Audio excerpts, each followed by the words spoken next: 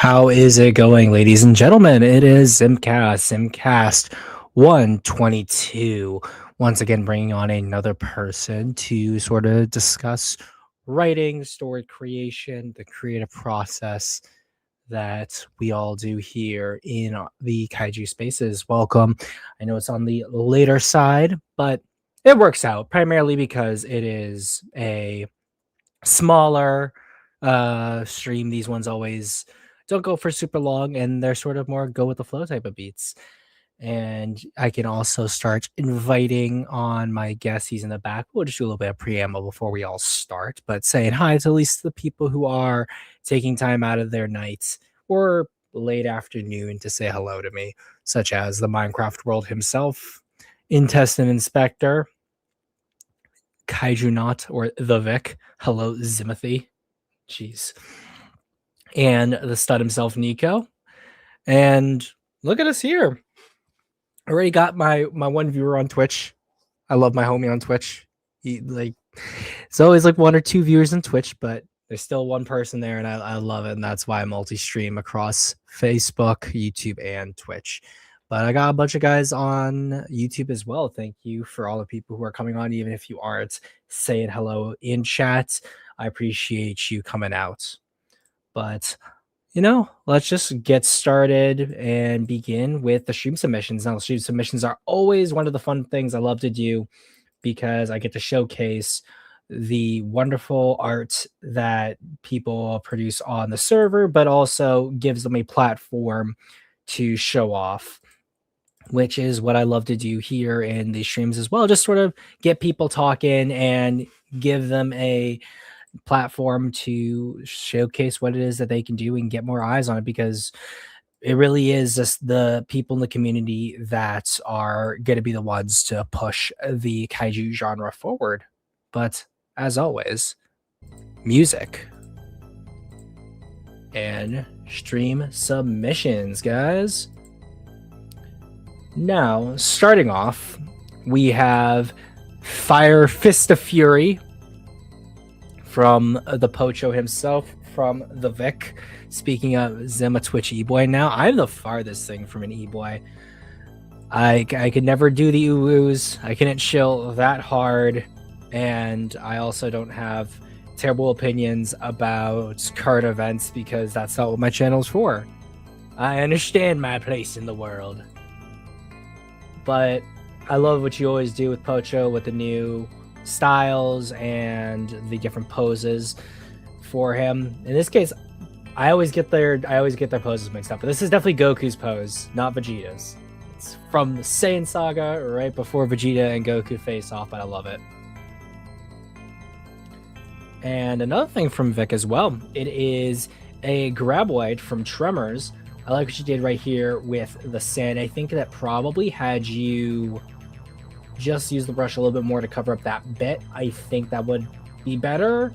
But outside of that, like just as a shot itself, you do a really good job right here getting the shadow for the graboid above.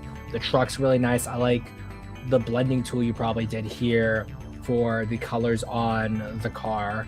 And I think like even right here, like I'm mentioning, if you did what you did here where you can't really see the wheel, I think that would be that's that small little detail that gets me. But outside of that, everything else is pretty good. I think had I done this myself, I probably would have added more details just to hash out the sand to give it a little bit more grain. But I know Vic likes it soft. He likes more softer details. And then from Minecraft World, it is his Titanus Shimo. He was working on this a little earlier today and finished it and got it out for us to see. Now, pose-wise, I like this. I might use some of it as like a reference pose, at least when I finish my Shimo redesign. But I'd say the head design is better. I like what you do here with the spines, a little bit of the fur. Almost got a Gamera kind of chest piece here. And I like the addition of some things, at least for her arms and her legs, because I think her arms and her legs are just far too bare in the movie. Like, I guess the detail you could say is that with Shimo, she's got like the super iridescent scales, so that's like her detailing across her body, so she doesn't really need these extra bits here. But in my opinion, that's bad. Shimo's design is bad. And as always, a fan Shimo design is just better than what we actually get, as per usual. And then from Intestine Inspector, it is his design of Daimajin. Now, what's interesting in your case here is that since you're giving him like full-on Oni-style teeth, he kind of loses the statue vibe that he gets because of the teeth. But I like this more like ogre Oni demonic styling to him. Plus, the addition of the sword, I think, is a good choice as well.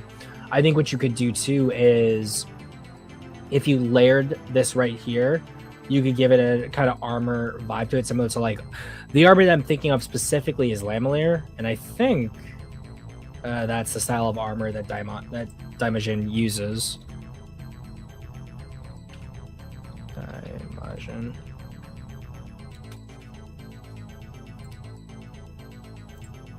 Yeah, it's like it probably wouldn't technically be considered Lamelier because it's more like ancient Japanese styled armor.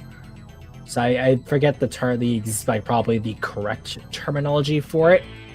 But let me show you what Lamelier looks like. And I was spelled wrong.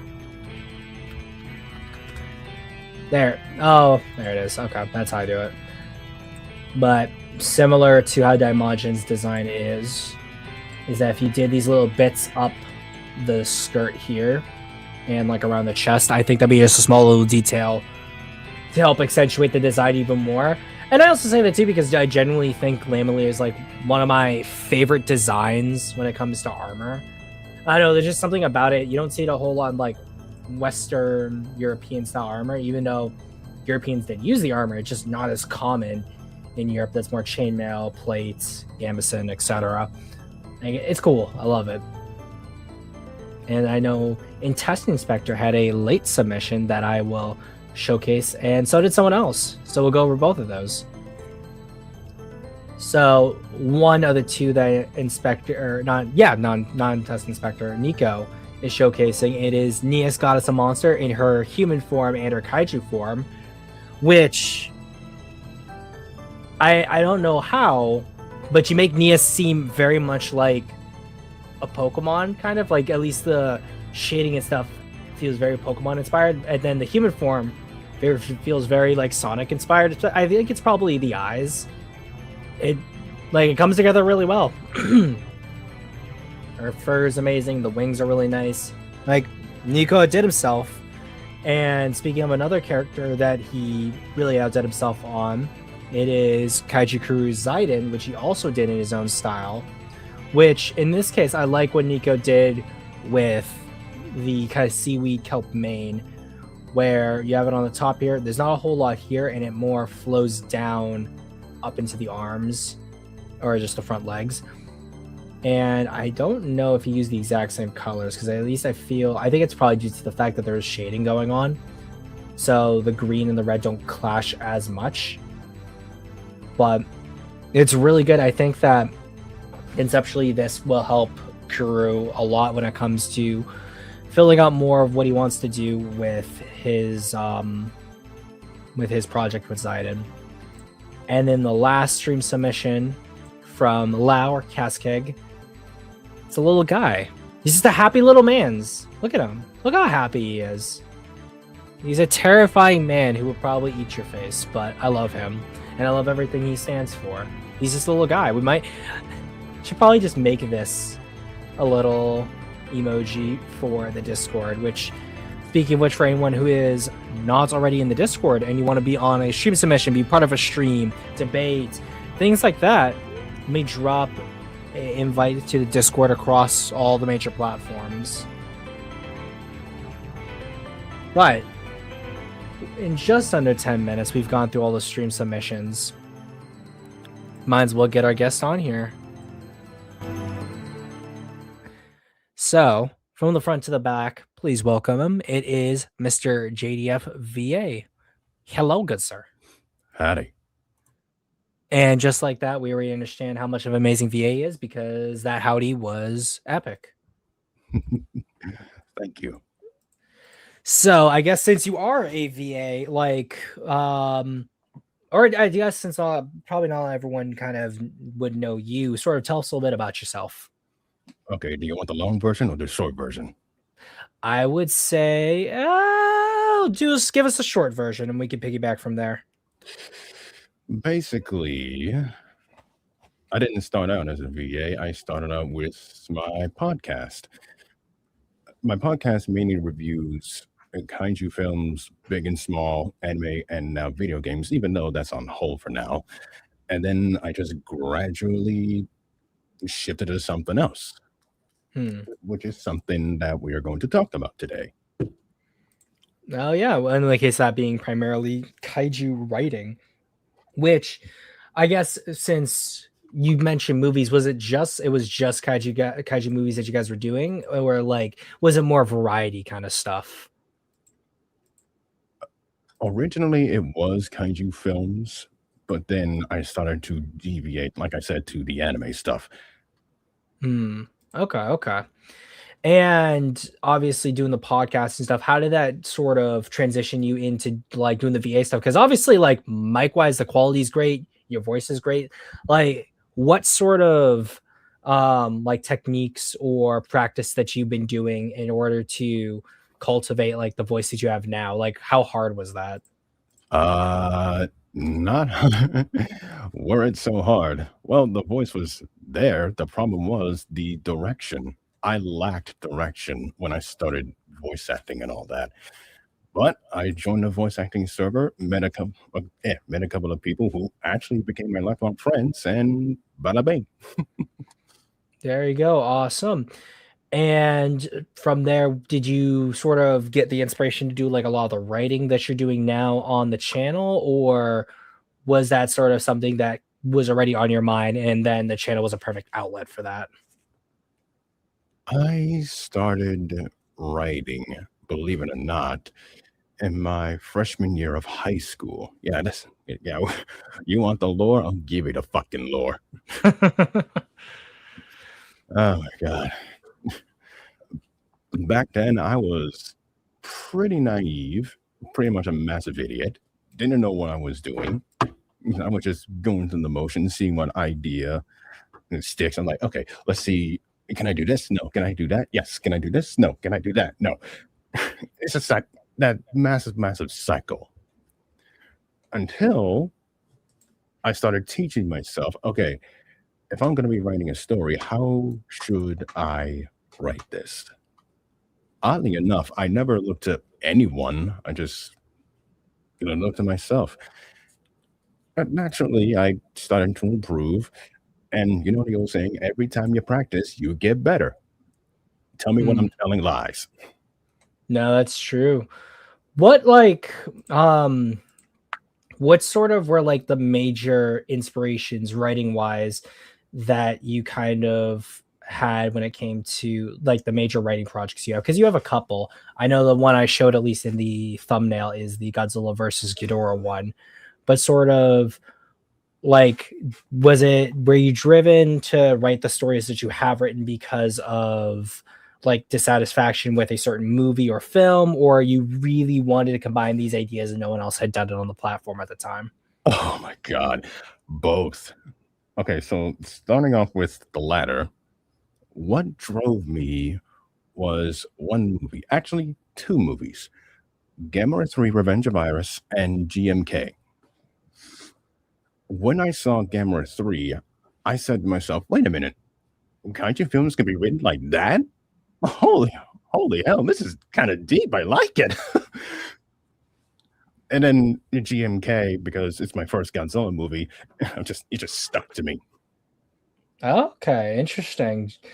Outside, well, what's it called? That's a great way to start off with Godzilla then, because Mm. GMK, like Godzilla origin wise, it's very out there, but in terms of like writing wise for a Godzilla film, definitely one of the better places to start out with. It is it's very unique because it's the only one that's doing that Mhm. did that rather. And because that was her first Godzilla movie, has that sort of like Peyton, Peyton. painted Peyton Manning painted your perception of like how you want to write Godzilla from like a character standpoint, or was it more this is like I really liked how this Godzilla was written, but there are other Godzilla films and characterizations of Godzilla that you prefer? My thought process was, okay, I've seen this character go through this phase, but what about the other phases? So I decided to go back, way back to the original.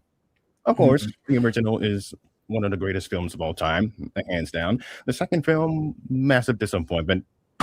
You're gonna hear that from me. As the resident and only Godzilla Raids Again fan on YouTube, I understand completely your dissatisfaction with the film. And yet, as I continue watching the Showa era, then into the Heisei era, even though the Heisei era started in '89, even though Return of Godzilla was in the Showa era, technically, but continuity wise, the Heisei era, then we ignored '98. As we should, based that's what we do. Total Zilla death as usual. No. Actually, go on a tangent. Zilla is fine as its own character, but as Godzilla, fuck off. Anyway, from But that oh no, thing, go. from whatever the hell that was, to the Millennium era, to the current movies, I started to come to the idea of, okay, Godzilla is very, very traverse. Traverse? Diverse. There we go. In diverse in what he can be, what he can do. And ultimately, it comes down to the team who is behind him and the execution. Granted, most of it is well executed, while some, let's just say, it just leaves me scratching my head or making me want to drum my face in the toilet. Hmm. Besides, obviously, 98, and as it knows its place, what other Godzilla movies would you say sort of make you want to drown your head in a toilet, for lack of a better Uh, analogy? Ironically, it would come down to the writing and the execution of any of these movies. I know a lot of people want to bash on 2014 for the lack of guns, but I look at it from a writer's perspective. I'm thinking this kind of story is taking a more grounded approach, and I really like that. But in terms of a movie that really grinded my fucking gears, it was, and this is a great transition, Godzilla versus King Ghidorah. It seems to be a common trend where like everyone who ends up crawling their way into my orbit has a burning hatred for Godzilla versus King Ghidorah's writing. Yes, I was among those people. And strangely enough, it didn't bother me when I was a little kid. I mean, as you are. When you're a kid, you are looking at that film thinking, "Oh man, they're doing this thing, possibly erasing this creature from history and bringing in another one, and blah blah blah blah blah blah blah." And as I got older, I started looking at the flaws that it has, and I'm thinking to myself, how the hell did this get past the writing team? Like, how the hell did nobody do a double take? How did this get through? And my Simple. point, and my Big point, monster go burr. yeah, and my point was driven home by one man. You may have heard of him, audience, and actually, he was a guest on this podcast, the Omniviewer. Oh, okay, nice. So you know OmniViewer. Alrighty. Well, I don't know him personally, but I am subscribed to him. Subscribe to him, by the way. Say the presence. Yeah, no, Omni is good people.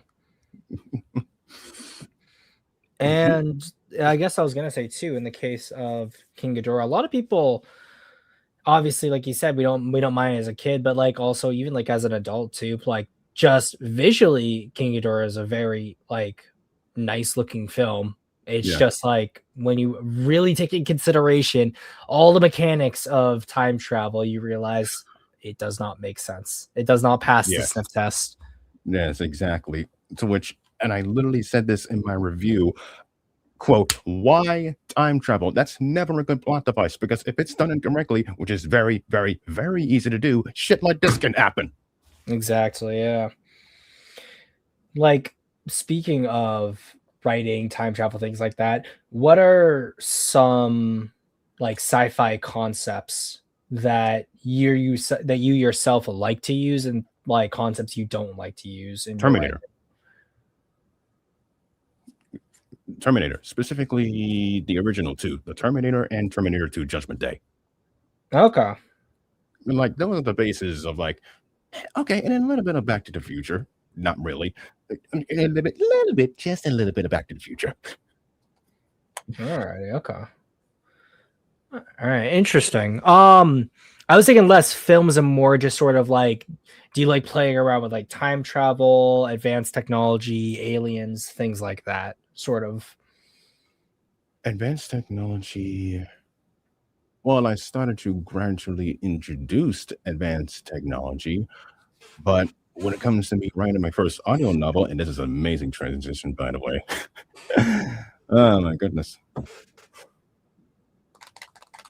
I guess it would have to be figuring out what to do with that massive time travel plot, and I hate to come back to it. Uh, Mm. And was that like, I guess, like kind of transitioning into the audio novels? yes. Yes.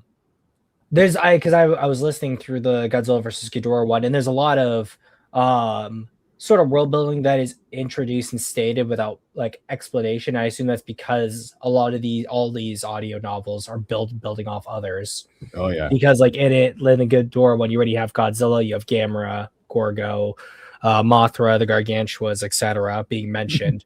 What was sort of like what did you do in terms of the world building? Like how did you set it up, and what was the general sort of guiding philosophy that you had when creating this universe? The universe I created. This is a very, very complex one. And you know what? I might as well go deep into this. My idea of world building is that everything happened because of one specific event within the timeline. And the events that happened beforehand was a lead up to that event. But said event leads to everything else as a result of it. And Okay.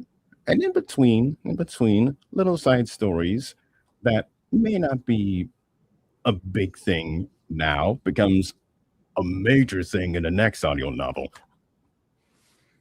All right. Okay.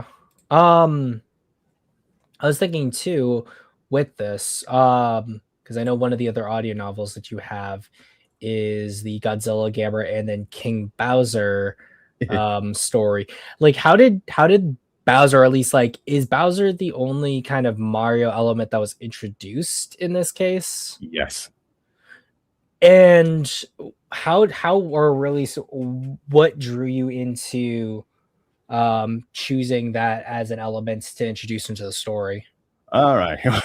All right. Here comes some fucking lore. Originally, Bowser was not supposed to be the third monster. Kong was.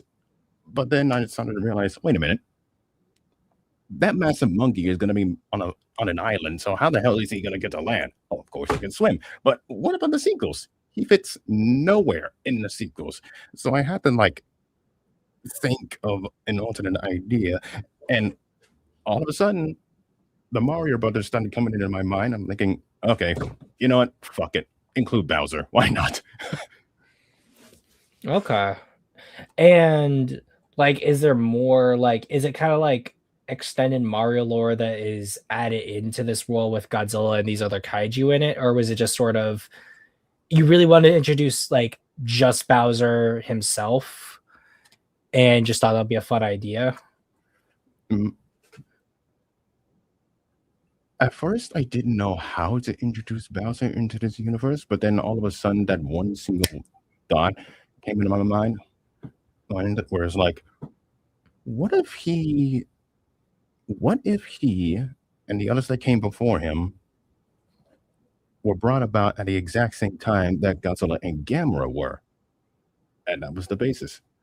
And that was really the basis of like the whole plot line of Atlantis, believe it or not. How Mm. these three monsters were created by the Atlanteans. All right, okay. And obviously, since you're introducing Atlantis, and that's like very different, at least Godzilla's origin wise, not including the canceled American project, Mm. was it hard for you to sort of change Godzilla's origin and make him a product of Atlantis? Or were No, you just more like, oh, well, Godzilla's origin tends to change anyway, so it's not like a huge deal if I kind of do something mm, different with it? it's not a big change per se. It's more like an addition. Okay, so like Godzilla the First, or in my universe, he's called Raygon the First, Raigon. He was created by Atlanteans to defeat the prototypes, the- one of the prototypes, and he just lived out the rest of his life almost in obscurity. He gets discovered by Americans in 1853. That's actually real history. He reappears during the Second World War, destroyed a Japanese battleship, disappears, gets nuked in 1947. Yeah, yes, no. When was Operation Baker? That massive 1946. There we go. And then he gets nuked again in 1954, and then it just goes from there. Oh, okay. So it's like a essentially a very MonsterVerse-esque inspiration.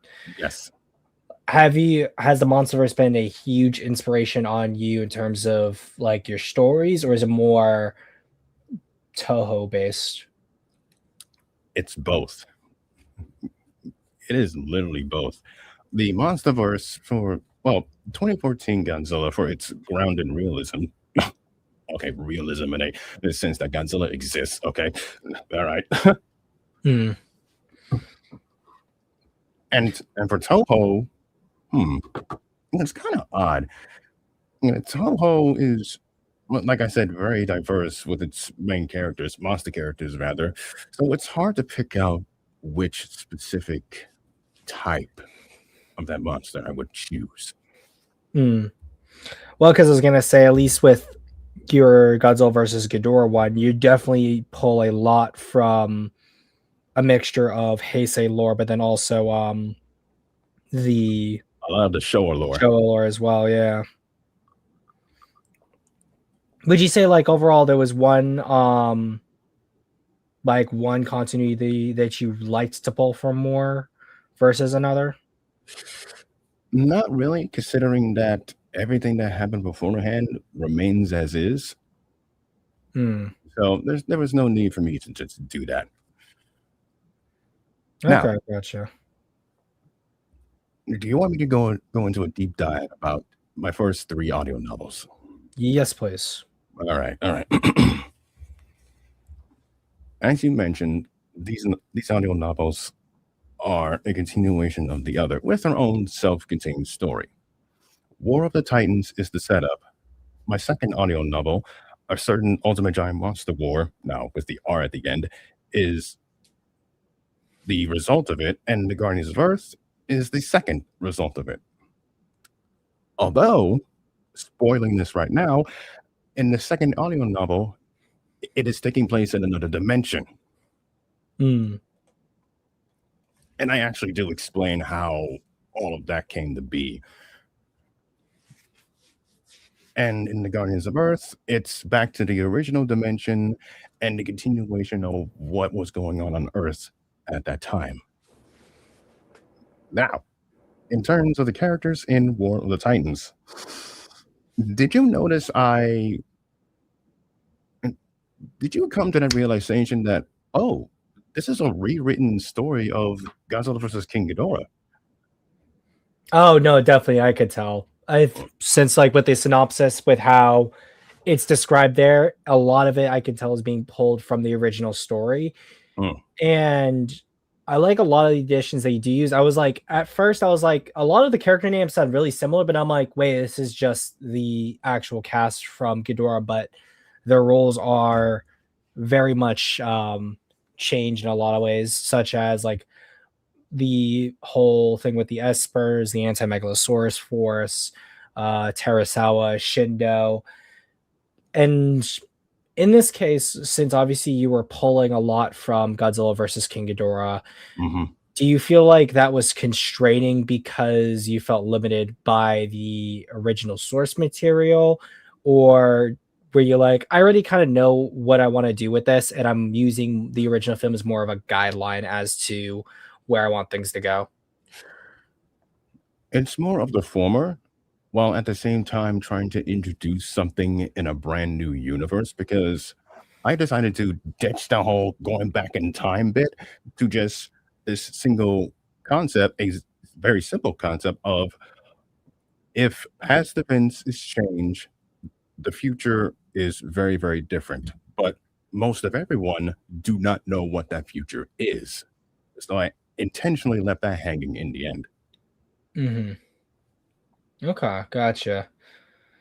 And in the case of obviously with all the interconnected universes and things like that, since you have like Godzilla X a certain magical index, was it like, or at least since obviously you include Bowser as well in like one of your other stories, do you Mhm. feel like it's hard to give respect to the different universes when you're trying to combine them all together? Or is it more something where you like all these characters already, so you just have the freedom to kind of like enjoy it and have fun with what you're writing? With the second egg with the second audio novel, Egg Hugging WR, yes, I know that sounds like a car from a fucking dealership. It is very, very hard to write these already pre-existing characters in a way that they are supposed to be portrayed. Yeah, my struggle was, okay, how can I have these characters interact with this one single monster that they have never encountered before? And what would come what would come about it if this and this and this and this and this happened? And here's a philosophy that I managed to pick up. Simplicity leads to complexity. Like in part 1 of A Kungam W, it was mainly okay, the first half of part 1 was mainly focused on what is Godzilla, what is he doing, and how can we stop it, quote unquote, stop it. The second half of part 1 is more complex. Now we get into the backstory of some of the main human characters and the main human villain character. And then we get to part 2, and oh, good lord, the Hornet's Nest has been released. Like Pandora's box was just broken open by a massive fucking hammer. Hmm. And then I made the massive, massive connection from that universe to my own universe, so to say. Okay. And like with all the audio novels, what has been the biggest challenge in terms of writing wise for them? And then what has been the biggest challenge in terms of the actual video creations themselves?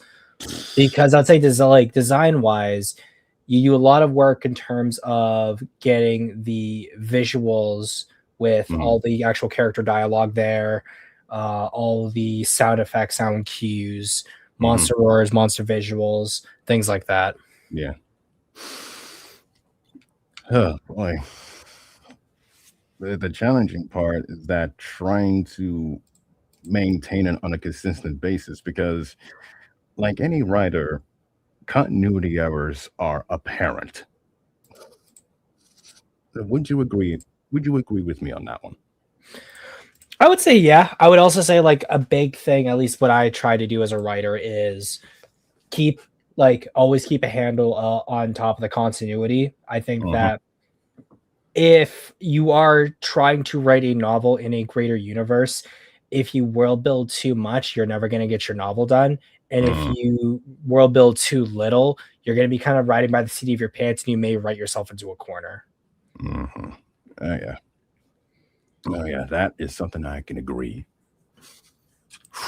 Because I think that like I there's at least with the novella that I've been working on, I might full on just balloon into a novel at this point. There's a lot Mm, of like events I do make reference to, but I don't have something always concrete in my mind in terms of where that's gonna go. Because if I really wanted to do that and like explain it away in that novel, one, it would just not be relevant to the mhm, scenario at hand, but then also I would have to world build all of these ideas, which may need more world building on a different topic. And mm, like I said, I just wouldn't get the novel done. yeah. Yeah, getting it done is more easier said than done. Oh yeah. Like, Like oh, go ahead. I was gonna say, like, how is like your writing process? Are you like someone who you just try to get words on a page at least consistently, like, or like every couple of days, or are you someone to where you'll go through long stretches of writing nothing and then have like these big strokes of genius and then you like crank out like a lot of pages? How I write my audio novels is, well, first things first, I write everything down on my phone because you have to, otherwise you forget the ideas that just came to your head. Just And the then ideas, or do you write the novels on your phone? Because if you write all the novels on your phone, I salute you. I Like, do that. Yes, I do that. you are a madman. Anyone, you are insane. Hey, Whatever you have, I would like some of it too, because I cannot imagine that. Maybe uh, it's just because my phone is like I have a really old phone and my phone's like rather small, and I've always enjoyed having a smaller phone. I got Like a I just good, can't decent imagine phone. writing it. I Mine's got a like a good, it's like an SE, I think. So like mm. it is old. Yeah, mine is a pretty decent phone. Besides the fact that I have to pay $100 for the damn bill, I cannot wait to switch you out for fucking cricket, you son of a bitch. Anyway, anyway, I do write all of my I do write all of my novels on the phone. And how I do that is that usually the ideas come straight to your head and you just write it down. The ideas would come to my head and I wouldn't write them down. I would act them out with my body. Like the human scenes, the monster scenes, the monster scenes. The monster scenes were very, very fun to write, especially during the choreography, because when it comes to the monster fights, I'm very creative in what they do. Okay. I was gonna say like there are several authors I can think of off the top of my head who are the type to act out their scenes as well. Was it Mm. something that had you always kind of did, or was it something that came as you wrote more? Well, when I started out writing my audio novels, I said to myself, okay, if I'm gonna do this, then I might as well make it feel like I want to make it feel like the audience is reading something, but yet imagining that fight in their heads. Hmm. So, like, when I'm imagining it in my head, I expect the audience to have that exact same pro- thought process. Okay. Um, and what would you say like your biggest challenge is when it comes to like writing this stuff down? Mm, remembering it, simple. Okay, fair enough. Has it been like, is it hard remembering it because like obviously with life getting in the way, or is it more you have so many ideas that certain ones that you feel are appropriate to the novels kind of get lost in the sauce? Life getting in the way and me being an idiot procrastinating. Hey, that's a writer's biggest weakness is procrastination. Oh, God. Which out of the Sir Magical Index, the War of the Titans, and the Guardians of Earth, which one do you think you procrastinated the most on? Surprisingly, neither. Okay. None of them at all? None of them. Okay. And none of them I assume was like flowed easier than the others? Yeah. Oh, yeah. Alrighty. And Was any of them like was there if you had to pick, was there at least one out of or even if it's one that you're working on right now, has there been one story that you feel you've liked more than any of the others? Like you've just the process was the smoothest and it just came to you more than any other. Hmm. I would say War of the Titans because it was a simple concept. I had more easier time doing it. Okay, gotcha. And in the case of War of Titans, being it's the one I am most familiar with because it's the one I read, not really read, listened to first. Mhm. What was the one thing like in this case, if you had to pick something about it, what was one thing that you disliked the most when it came to the process of creating it, like a roadblock that you ran into? The roadblock was not finishing it Okay. How like what was the actually I could probably check it from like beginning to end because you started it like a year ago back in July, and it wasn't until oh, no, that's a remaster. oh, The it's a original remaster. oh, yeah, the original came out in 2020. Why am I old?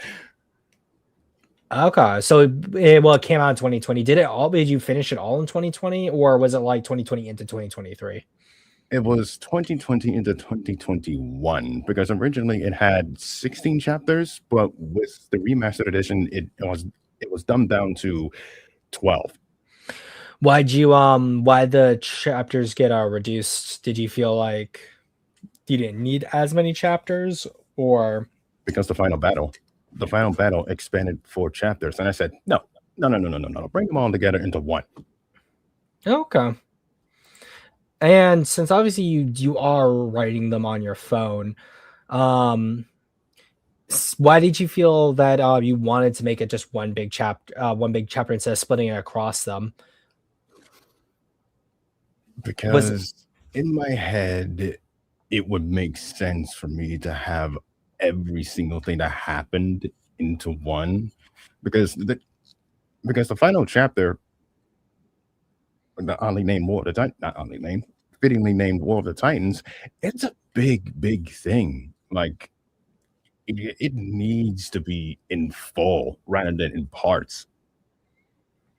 okay, and like because of this, like you didn't really feel like there were like points in the battle to where you could get people like actually, I guess in this case too, since obviously and at least from your channel, I did like a little bit of digging. Is the original version still up, or is it just the remaster that's up? It's deleted. The It's remaster is deleted. up Okay, got you. Um, because you know what, the original War of the Titans and Egg Hug MW, I did not like those. My voice acting was so fucking shit. no, that's fair. I definitely kind of And feel the you know same way. what? A lot of my older content too with my voice. And you know what? The Guardians of Earth needs a remaster. That's a fucking given. I don't know when to Mhm. remaster it though. Oh man. And what would you say? Like, what is like your routine? I guess because I think like a lot of people want to get into writing, they don't necessarily like know like how to build up getting into the process of like writing consistently. What's been some strategies that you've like implemented in order to at least like write and get content out, even if you're not uploading it, at least getting like idea to page? My idea when it comes to that is okay, this audio novel is going to be released to the public in chapters in about a few months' time. So let me get a massive head start and just write all of that mess down on my phone, one chapter at a time, no matter the length, so that I don't get caught up. Because, like anime, if you catch up with a manga, you stop. Hmm. Okay. In that, in since you mentioned manga, do you at least writing style wise, are there certain like authors that you've tried to like marry your style to or like ape your style to, or have you primarily been someone influenced by like the writing of manga and then you've transitioned that into a purely prose form? Strangely enough, I did not look to any author or writer of a manga. I decided to go strictly original. Okay, so like no real like influences in terms of like the style in which you write. You've just sort of been like, this is how I write and want to show people how I do it. Yeah. Okay.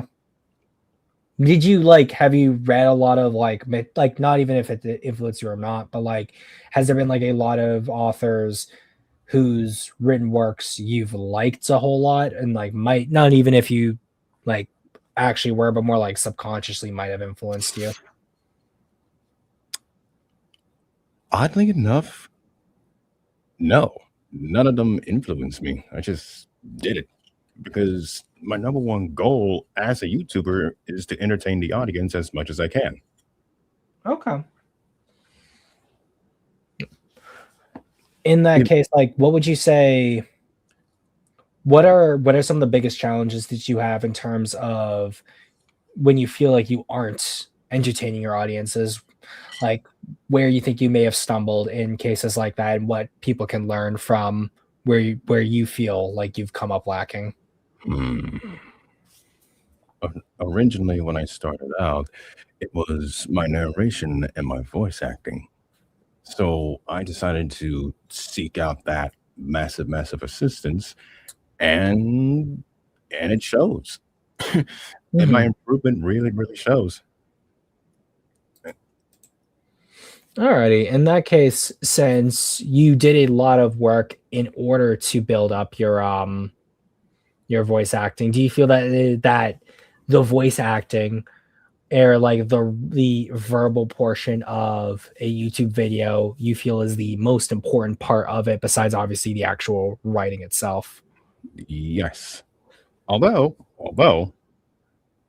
I do give the audience an option. They can either watch it, listen to it, or they can read it silently. Mhm. Okay. And in that case then, if since I would say like visually from like looking at how you do the stories and stuff, what influenced you to primarily do you use like have the actual just written things about like the written prose on the screen instead of like visuals, like animated visuals or movie clips or still images or anything like that? Was it because like it was an easy graphic to use and it was relevant, or did the like something about adding the like prose on there help in a certain way in terms of like you recording things? I used none of them. It was just my voice, my head, my mic, my PC, my monitor. That's it. Okay. And do you use a special mic at all, or like Sure as is a it just 7B, buddy. okay? And how much actually I know of it. I don't know how much that costs. Like generally, how much is your setup if someone wants to sort of follow in your footsteps when it comes to uh what it is that you do? Do you really want to know? Do Oh you yeah. really want to Oh know the yeah. fucking cost? Oh, do tell. 2000. Oh, 2000 for everything? If only you can see this room. Maybe.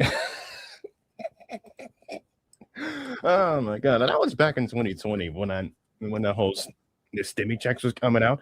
So I decided, you know what, I might as well upgrade my space. Why not? Okay. And just 2000 for like essentially the entire setup? That's not bad then. Hmm.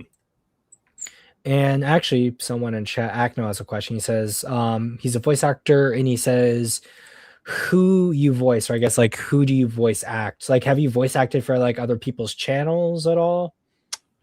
Uh, hmm. Yes, I have. Okay. Whose channels have you done that work for? Because we can definitely show them in the chat that way, so your work as well as their work gets more attention.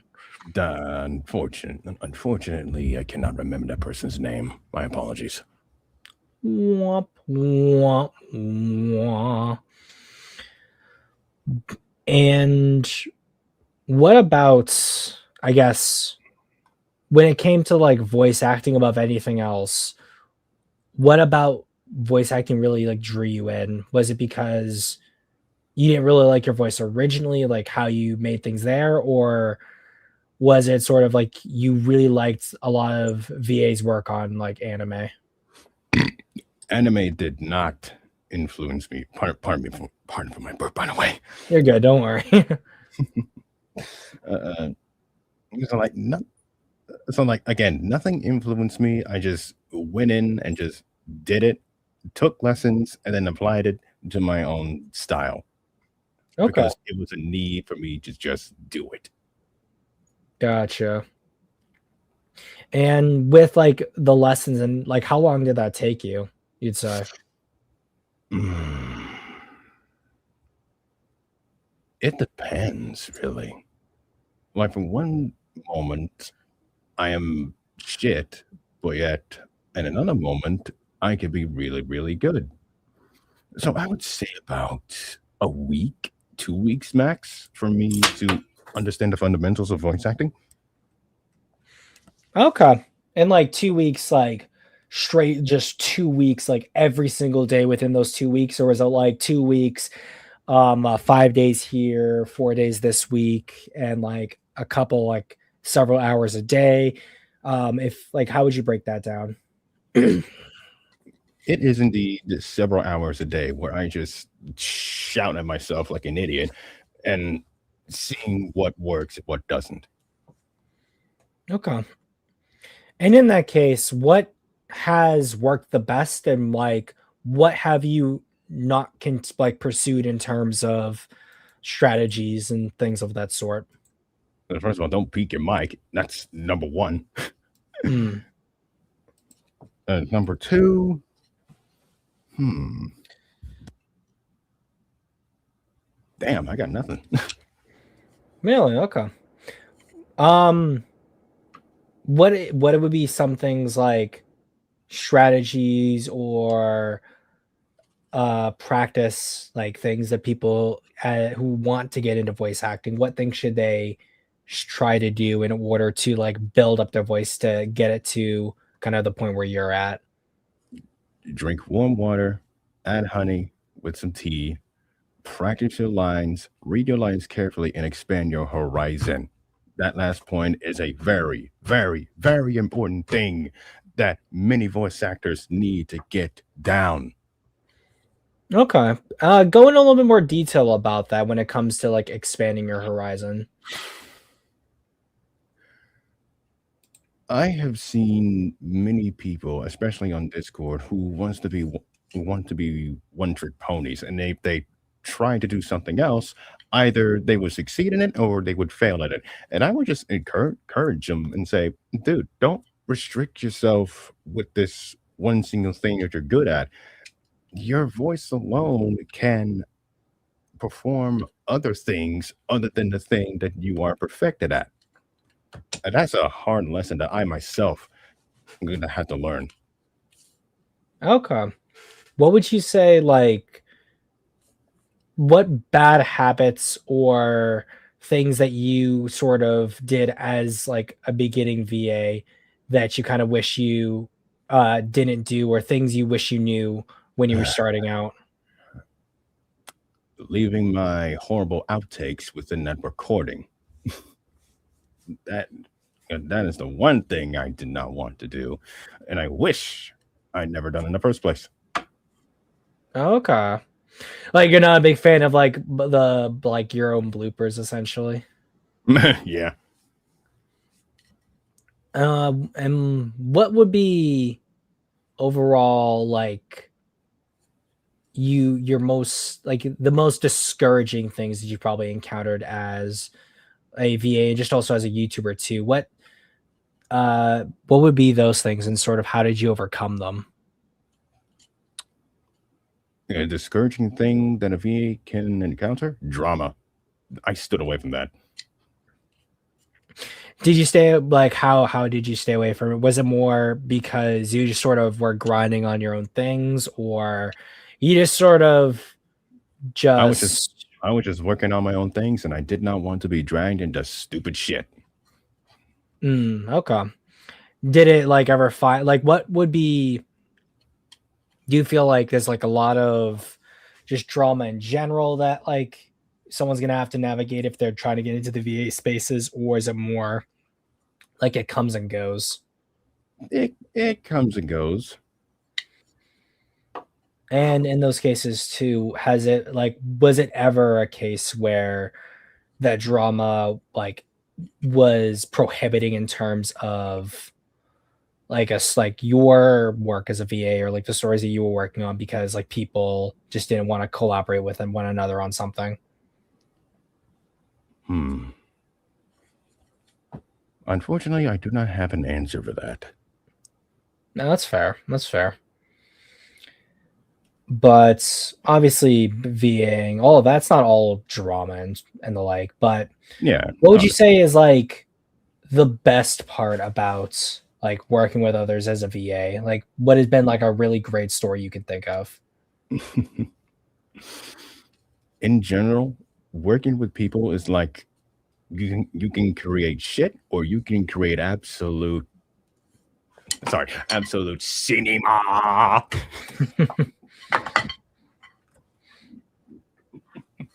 Like I would be in Discord, and many times where we do like practice scripts, reading scripts for our practices, and I would be with a buddy, and we would just like shoot right from the hip, and everyone in that call will be like, holy hell, these two got fantastic chemistry.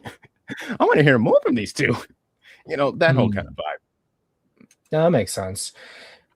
Is it like, since you mentioned chemistry, has it ever been where you feel like you've worked with someone and there may not have been chemistry, but you still think that the performance that you guys did together was good? Or do you feel like chemistry is a bigger part of how of like the success of a project? Hmm. Hmm. I would As well as say I guess like how would you describe like chemistry too? I would say is more on the former of what you just said. Okay.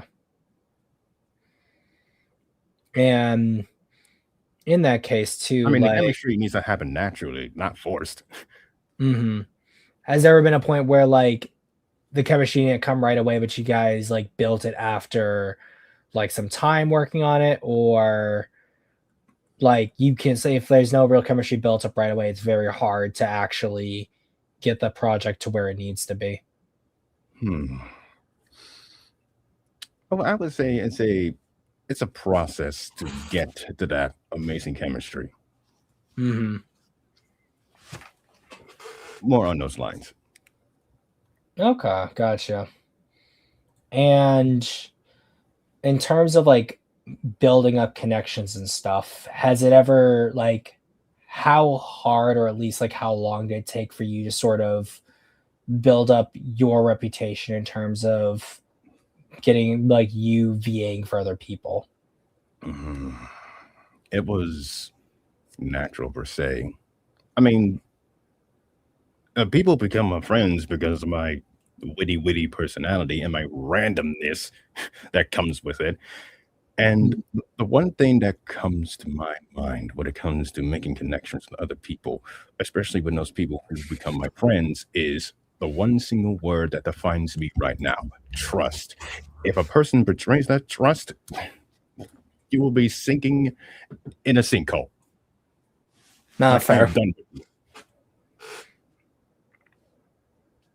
And like with that trust, has it just opened up a whole lot of doors, or has it just sort of been more focusing on like the group of friends that you have built? Like, do you have like aspirations to sort of expand out and do more professional VA stuff, or is it more just purely a hobby thing for you? Purely, voice acting is a hobby because right now I'm in the writing stage. And believe you me, oh my god, I don't know which one is the bigger pain in the ass, the voice acting or the fucking writing itself. Mm. And do you want to pursue writing as more of a full time type of gig, or is it more You like More of a doing hobby. this as more of a hobby? Yep. In that case, then like how I, has just this whole hobby sort of influenced like your day-to-day life, like either job wise or anything else, or is it not really? it's kind of 50-50 where I had to focus on my what eh, yeah, it's more like a 50-50 on what I have to focus on my IRL and what I have to do on the internet. Hmm. It, it's like Thanos, perfectly balanced, as all things should, even though all things should not be perfectly balanced. They're completely imbalanced. Hmm. Have you ever considered trying to do the whole YouTube writing gig, all that full time, or is it more you're pretty happy with where you are in life, and this is just something that remains a sort of a fun side gig and nothing more? It's a fun side gig, nothing more, nothing less. Okay, Because fair enough. get this, all of my audio novels, they are free, which is the reason why you see at the very beginning of every chapter of every audio novel, the following is a fan made, no, not profit, fan made story. I am making no money. My channel has been demonetized since 2018, so I'm free to do whatever the hell I want with it, as long as I don't post stupid shit on it. Okay, gotcha. In that case, have you tried to remonetize yourself, or you're just sort of happy, just kind of keeping on what you've been doing? No, I never tried to remonetize Okay. because I have an IRL job. That's a horrifying J word again. Jab. Hey, what's it called? As someone who came from work to do this, I completely understand. I am not allergic to jabs. I don't mind my jabs. uh, But in the if you were ever given the opportunity to work or like VA a certain character or project, like out of the blue, what would that project or character be? honestly, it would be the one that interests me. Okay. Because if I find a project that is really interesting, I'm like, oh, I might audition for that. But there's 70% chance. There's a 70% chance that I would get rejected. So there's that. Let's just say hypothetically the stars align and like the dream character or dream story you're getting it without a doubt. Like Oh, what company or like universe would you want to be working in?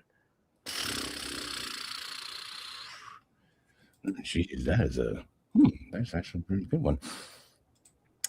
I know I'm not going to say Hollywood because the Hollywood is like a mess right now. So I would say animation.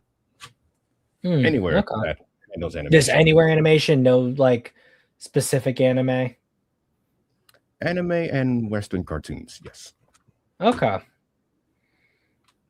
And if you got to write for a certain company or a certain like you got to be the one guy who gets to write the next so and so, what if you got to pick and you only got to pick one, what would that be?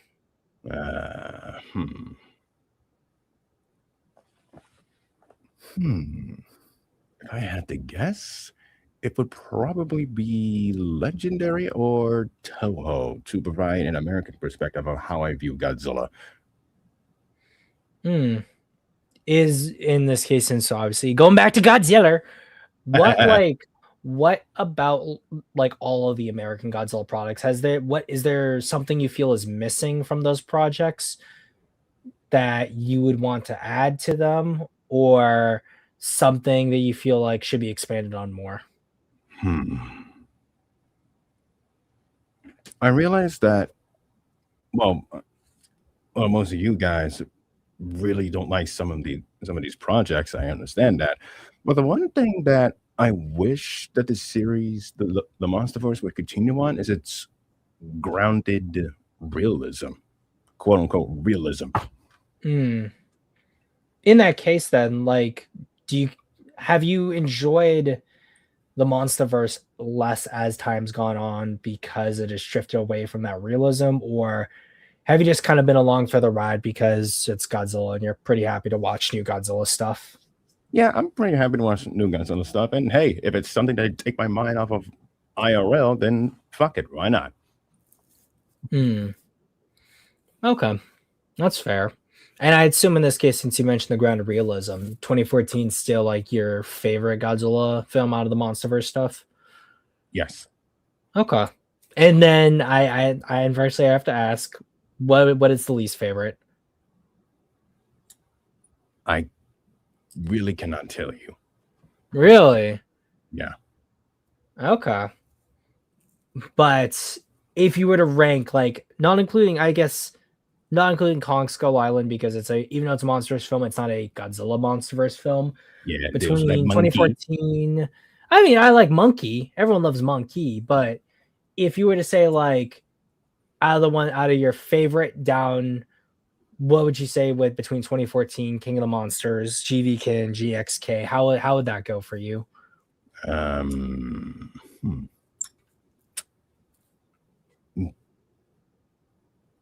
Well, as a release, G14, Kotem, GVK, and GXK. Okay, so essentially, pretty much where I sit on the matters. Although I'd say King of the Monsters in 2014 kind of battled it out for first place in my mind. Yeah, I can see that.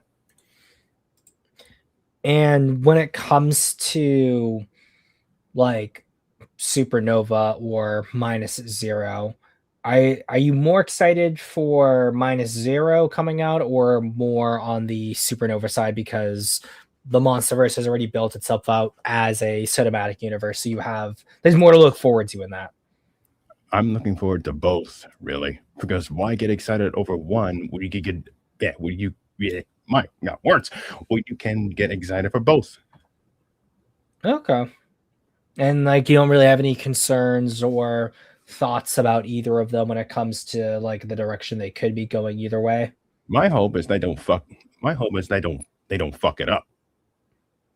What would that be? What would that be for you in that case then? Fucking up the story, fucking up the characters, and everything in between. And in that case, what would be something they could do that would constitute that for you, like a direction that they would decide to go? Okay, so if minus zero goes in a way, way, way, way different direction than minus one had, then I would be like, that's kind of odd that you would go into a massive separate direction. Like a Showa direction or like Yeah, a late Showa direction? Okay. And then inversely with like Supernova, what would that be for you in this case? Because 2014 is very different tonally from GXK. So mhm. Supernova, like you could go either back in the direction of 2014, which I doubt, but you could also go in the direction of GVK and GXK and where those are going. But like, what would constitute them fucking it up for you? Honestly, truthfully, the one thing that Supernova needs to do is to not be boring. Hmm. In that case, like what's boring to you? Boring is Planet Eater. Boring. Okay. Just sort of too much human talking, not enough monster action. Yeah, yeah. I mean, if they're gonna be human characters, at least make them good. Hmm. And like, what is your favorite, or like you think is the best written human character in Godzilla? Excluding like anything from the original, because that's always the easy one, and excluding minus one as well. As those are the two Mm. that people always say, so I always want to know, besides like the easy picks.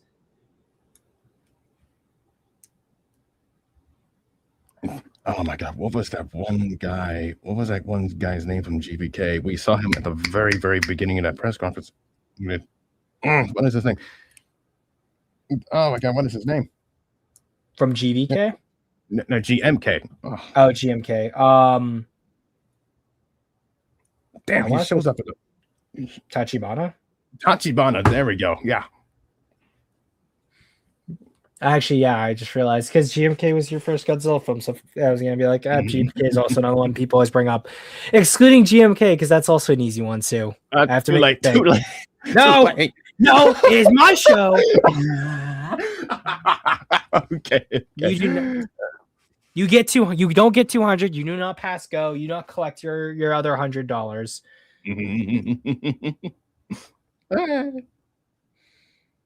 Hmm. Damn, I got nothing. Holy hell. I would say And like, you, and I would like, what would be sort of, where would you want Godzilla's character to go from here? Not even just with the MonsterVerse, but like just franchise wise in general. Like Toho seems to be deciding that they want to keep their properties like major film wise serious. They also are okay with the more outlandish direction of the MonsterVerse. Do you feel like there's some part of Godzilla that hasn't been touched on? honestly, if a concept of the character is introduced, my only response to that is execute it right and don't fuck it up, please. And entertain the hell out of me. There you go. I mean, hey, easy man to please in that case. And obviously, you do a lot of Godzilla stuff in terms of your writing. Have you ever wanted to branch out more into like any original monster ideas that you've had, or are you pretty comfortable with just doing like Godzilla fan contents? Hmm. If I had to say, well, creating actually Acno said Akane from Godzilla against Mechagodzilla, yes.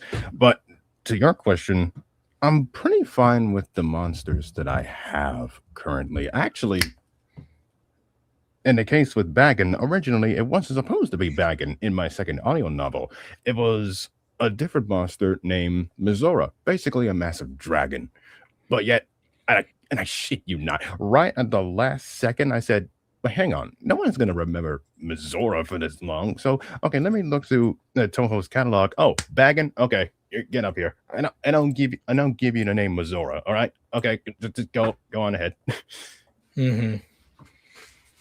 And in that case, like, do you feel it's because like since it's Baggett's already an established monster, it's easier to pull from the like Toho canon instead of like creating like original monsters for like the world, or more or less that because this is Godzilla fan content, you want to pull as much Godzilla stuff as possible without really introducing like OCs, to use it like a word for it, into your stories.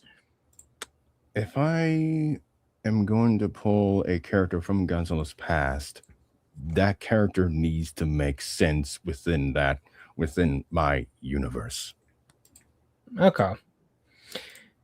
And since obviously if we're talking about pulling other like characters, has there ever been like a Godzilla monster that you thought about adding and then you decided no for like one reason or another because it just did not make sense from your perspective? Space Godzilla.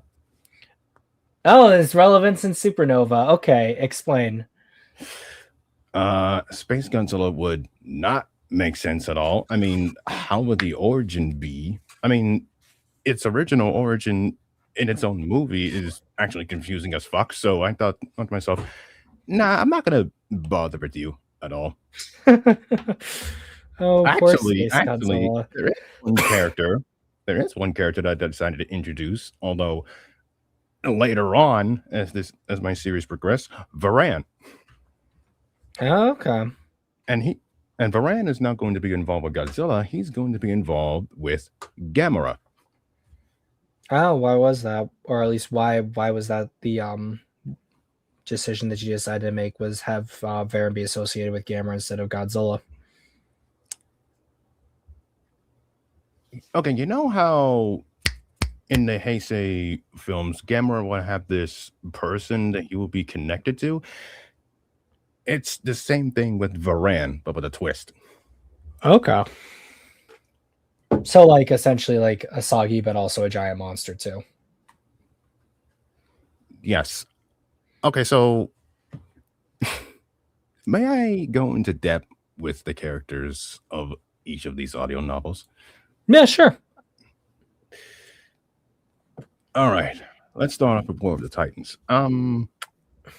With Godzilla or Godzilla the Second, everyone knows of its history from 1984 and in 1990. Everyone in Japan fears this thing. All of a sudden, in comes these people from the future to warn them that, hey, this other monster besides Godzilla is even worse, is massively worse. And if we don't do anything, we're all gonna die. And that other monster was Ghidorah. Lo and behold, shit goes wrong. Ghidorah is released. The Fukuoka is just it. How can I describe it? I did mention that a Category 5 Titan is like the worst case scenario. And if you come into a city, chances are there's nothing to see because there's nothing there. And that is specifically showcased in Chapter 9 Aftermath, where Fukuoka is just gone. It is just fucking gone. Mm. Like, you hear nothing. Like, they're driving through the city, and all they can hear is just distant winds, fire, and bodies, just bodies everywhere. And that's the one thing I want to showcase in my stories, the human toll as a result of this. And the one thing that I deviated from Godzilla versus King Ghidorah is that I did not make Ghidorah a Japan problem. I made Ghidorah a world problem where after it destroyed Fukuoka, it just went straight to mainland Asia and then subsequently in the entire world. And everyone's like, okay, we have a massive problem. If we don't stop this thing, we're all going to go extinct. So evidently, then they looked at Godzilla. And I actually gave Godzilla and instead of like, now we're actually getting into designs. Okay, so I did not use Ghidorah from the 91 film. I used the Monsterverse Ghidorah. And the big difference that I made is that I gave the three heads different colored eyes. Like the middle head has yellow eyes, the right head has red eyes, and the left head has white eyes. And they have different personalities.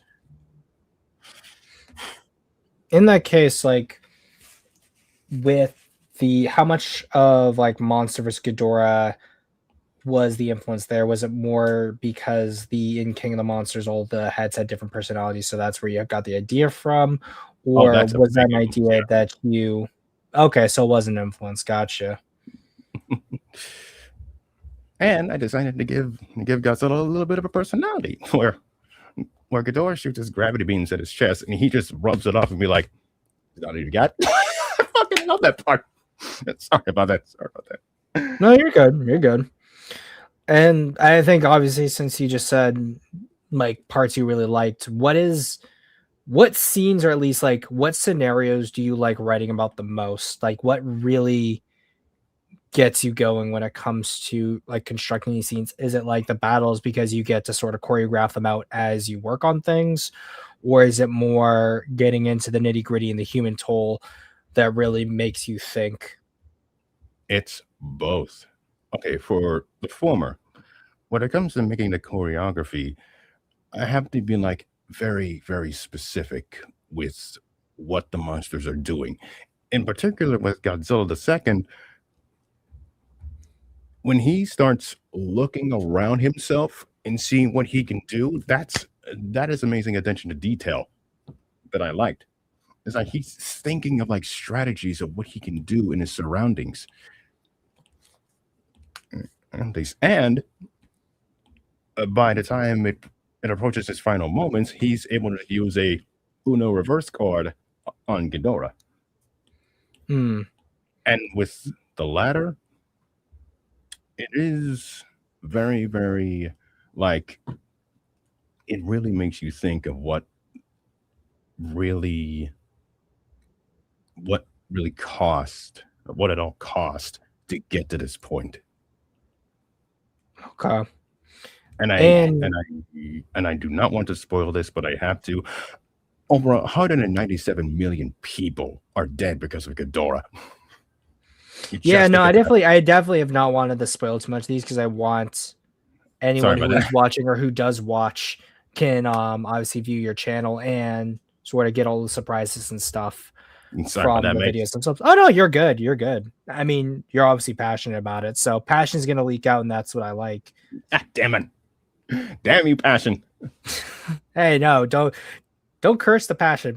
The passion's what makes a lot of projects really special. Of course. But I guess sort of since we're hitting that like 30-minute, like the hour 30, what Mm. would be like to end it off? What would be some sort of takeaways that you want people to have when it comes to your work and like what it should do to inspire them? My only request to these people is this. Please, please, please, for the love of heavenly God, don't just look at one single audio novel and ask me what in the world happened to get to this point. I will tell you straight up, go watch, listen, or read War of the Titans. It will make a whole hell of a lot of sense. Okay. And in that case, with all the novels, what would be the recommended order to read or listen to them in? All right, for release order, it will be War of the Titans, a certain Ultimate Giant Monster War, the Guardians of Earth, and the fourth one, the prequel actually, Nibiru versus Zero, A Planet's Downfall, and the Guardians of Earth 2. For chronological order, A Planet's Downfall, War of the Titans, a certain Ultimate Giant Monster War, and the Guardians of Earth. And once you're done with all of that, go straight into the Guardians of Earth 2. And let me say, the Guardians of Earth 2 is like not just a sequel to the original Guardians of Earth, it is a sequel to everything that came before it. And I'm not pulling any and I'm not pulling any punches whatsoever with the content that you're gonna see. There we go. You've heard it here first, folks. And as well as what I've seen already on your channel, you're doing there is something gamma related that's been the most recent uploads. Mm. Besides that, is there any other projects that you have sort of waiting in the winds that you would want to give like a brief synopsis to sort of get people interested in, or you want it to be a complete surprise wait and see type of beat? It's a little secret. There you go. Fair enough. As Frodo Baggins once said, fine then, keep your secrets. But besides obviously your channel, is there anywhere else that people can find you or interact with you the most, or any Discord server specifically that you would recommend people joining in order to get a hold of you easiest? You can find me in VA City. You can follow me on Twitter, JDFVA, JDFVA1, but for some reason, other people have JDFVA. Why? Why? You thieves.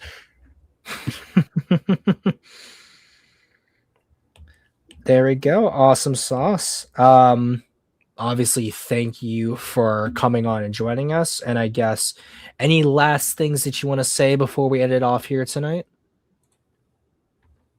My last thing is wise words, actually. There we go.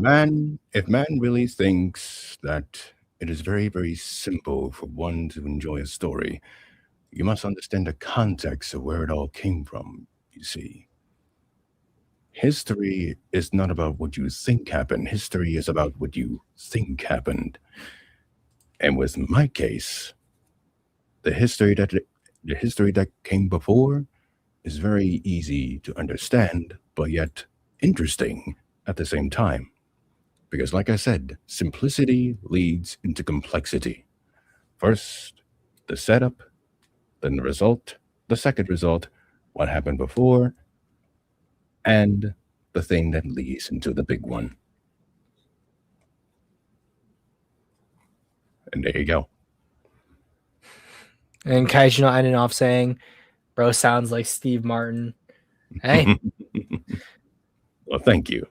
if I had the entire like ending Godzilla 84 lines there, I would have you sort of end us off with those lines. But we'll settle for your quote instead because it's just as profound. Thank you for coming on. Thank you guys all for listening. As always, guys, you can find me here on this channel, but you can also see it on a whole bunch of other places as well. You know, I always multi-stream to Twitch. I have Odyssey and BitChute for any uploads if YouTube ends up crashing and burning. I'm also on X with OG Zimzilla, and then Zimzilla YT for a few other places, specifically because of I don't know the reason. I just wasn't able to get just normal Zimzilla, so I had to put in something there. So YT, because I do YouTube, I do a lot of my art and stuff for Instagram and DeviantArt, and I also have a Patreon. A Patreon, though, that's where the Kaiju novella stuff is going on, Kaiju Quarantine. I'll be posting some exclusive videos there and a few excerpts that I'm going to be working on throughout this week and the next couple of weeks. I also always have merch on TeePublic, although it's been some time. There was these two new shirt designs, the more chalky, broken up silhouette head and the cleaner one. Both of them are pretty good. I love the designs. I have one myself, and it is amazing. Watch Sogra Hot Tub streams on Twitch. No, the hot tub meta died years ago, Vic. Of course, you're a big fan, and you're a 98 lover. So, no, wrong. Vic L. Thank you guys all for watching, for tuning in. And of course, as I always say in my videos, be well, stay safe, take care of yourselves, and have a good day. And eat beans. Eat all the beans. Thank you guys. You have a great one. And I'm Zimzilla, and I'll see you guys next time. Cheers, mates.